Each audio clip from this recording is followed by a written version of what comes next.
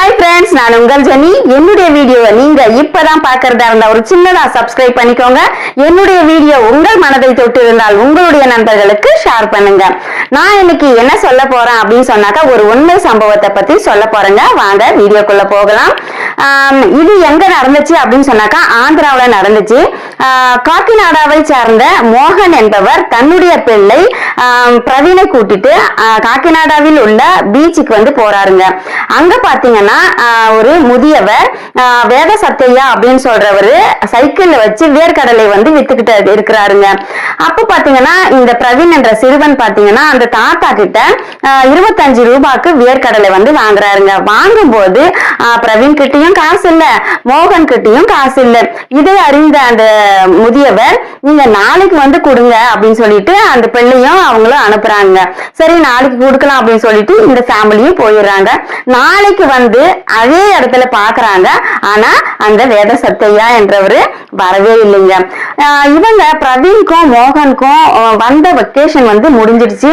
இவங்க அமெரிக்காவுக்கு பறந்து போயிட்டாங்க. பறந்து போன உடனே 12 வருடம் கழித்து அதே காக்கிநாடாவுக்கு வந்து அந்த பீச்சு கிட்ட வந்து அந்த முதியவரை வந்து தேடுறாருங்க. அந்த வேத சத்தியவை தேடுறாங்க. அந்த கொடுத்த காசை கொடுக்கலாம் அப்படின்னு சொல்லிட்டு அங்க இருக்கிற பலரை வந்து விசாரிக்கும் போது அவர் இறந்து போயிட்டாருன்னு கேள்விப்பட்ட உடனே ரொம்ப மனம் உடைந்து அந்த இடத்துல அவங்களுடைய ஃபேமிலியை போயிட்டு இவர் சந்திக்கிறாருங்க. சந்திக்கும் போது அவர் கொடுத்த 25 ரூபாய்க்கு 25,000 கொடுத்து அந்த ஃபேமிலிக்கு உதவினார். யாருங்க இந்த காலத்துல இப்படி இருப்பாங்க? நம்ம கொடுத்த காசை நம்ம கேட்டாலே ஓடி ஒளியிற காலம் இது. நிறைய காசு வாங்கினாலும் குறைந்த காசு வாங்கினாலும் நம்ம வந்து அடிமையாடுறோம், அவங்க வந்து கெத்தாயிடுறாங்க. அப்பேற்பட்ட காலத்துல இவர் எவ்வளவு நேர்மையா இருக்கிறாரு. நேர்மையா இருக்கிறது எப்பவுமே கெத்து தாங்க. ரொம்ப சந்தோஷமா இருக்கலாம். நீங்களும் அதே மாதிரி நேர்மையா இருந்து பாருங்க.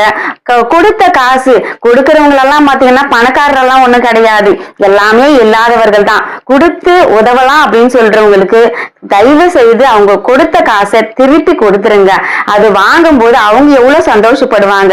நீங்க அவங்க கொடுக்கும் போது நீங்க வாங்கும் போது நீங்க எவ்வளவு சந்தோஷப்பட்டீங்களோ நீங்க அவங்களுக்கு கொடுக்கும் போது அவங்க ரொம்ப சந்தோஷமா படுவாங்க. நிறைய பேர் வந்து கொடுத்து நிறைய மன கஷ்டத்தோடு கூட அதை வாங்க முடியாம தவிச்சிட்டு இருக்காங்க. சோ வாங்கும் போது திருப்பி கொடுக்கணும்ன்ற எண்ணத்துல வாங்குங்க. கண்டிப்பா உங்களோட கூட இறைவன் இருந்து அதற்கு இரட்டத்தனையாக உனக்கு வந்து செய்வாருங்க.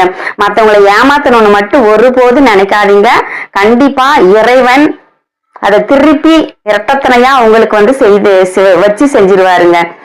சோ இந்த பிரவீனை போல நாமளும் இருப்போம் நேர்மையாக. நன்றி, வணக்கம்.